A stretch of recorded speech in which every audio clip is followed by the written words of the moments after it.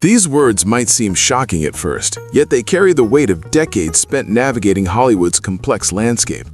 At 83, Clint Eastwood, a living legend whose name evokes grit, precision, and a relentless pursuit of authenticity, finally reflected on a story that few knew, involving one of his peers, Rob Reiner.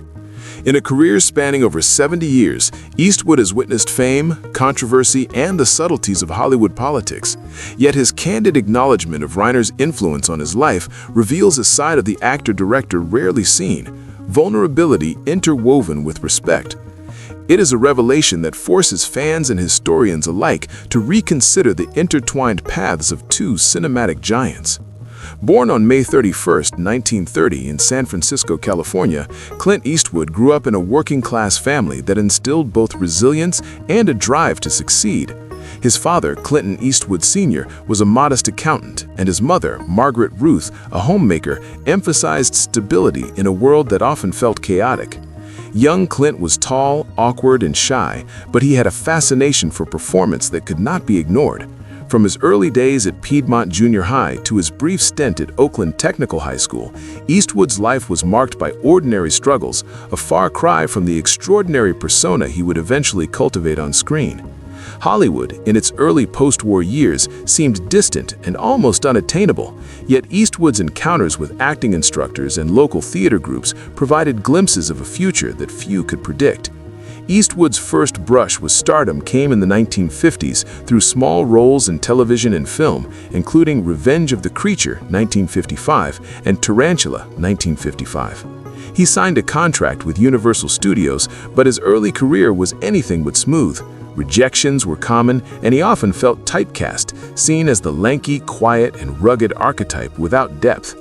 Yet it was precisely this patience and quiet determination that would forge his legendary screen presence. His big break arrived unexpectedly when he was cast as the man with no name in Sergio Leone's Dollars trilogy during the 1960s, filmed in Italy.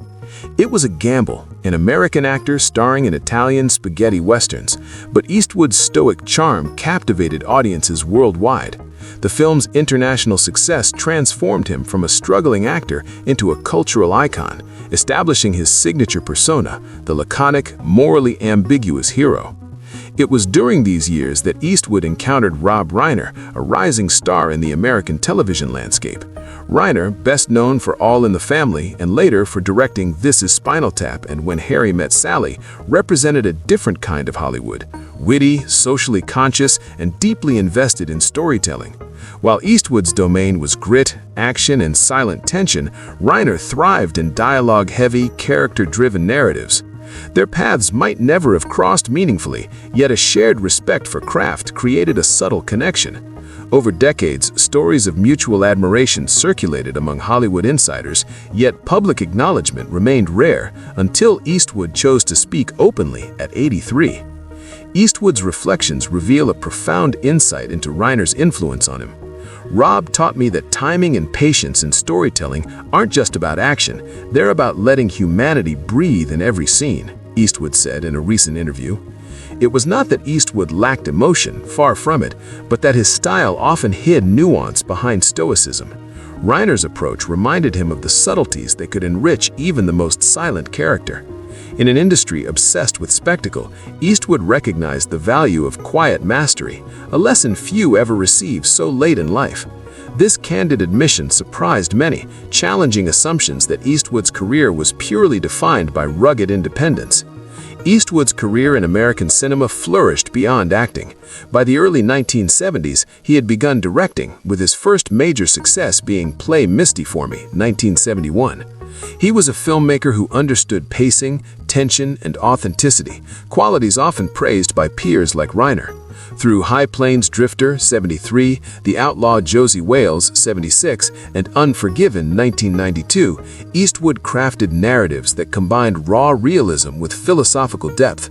He won Academy Awards for Best Director and Best Picture for Unforgiven, and later for $1 Million Baby, 2004, solidifying a reputation that spanned genres and generations. Yet even amidst towering success, he never lost the capacity to acknowledge influence, humility, and the lessons of peers like Reiner. Eastwood's personal life mirrors the complexity of his professional journey. He married Maggie Johnson in 1953, and their relationship produced 2 children. He also navigated multiple relationships and fathered several children outside marriage, a reality often scrutinized by the media. Despite the public fascination with his private life, Eastwood rarely allowed scandals to define him, instead focusing on discipline, craft, and a quiet moral code. His resilience, both personal and professional, shaped the man who could later reflect on Reiner's subtle guidance without ego or pretense. Hollywood, in the eyes of Eastwood, was not merely an industry, it was a proving ground for human observation. He often emphasized that storytelling, whether through action or dialogue, demanded acute awareness of human emotion. Reiner's work exemplified this principle, especially in comedies that revealed societal truths through satire. Eastwood's acknowledgement of Reiner is thus not just personal, but a profound commentary on artistry. Even legends can learn, adapt, and respect the craft of others. Their dynamic embodies the quiet mentorship and mutual admiration that often exists behind the curtain of public spectacle. In recounting his experiences, Eastwood reflected on broader lessons. "I've learned that fame is fleeting, but integrity in your work lasts forever," he noted. From the dusty streets of Leone's westerns to the subtle tension of his later dramas, every project carried weight, and every collaboration offered insight.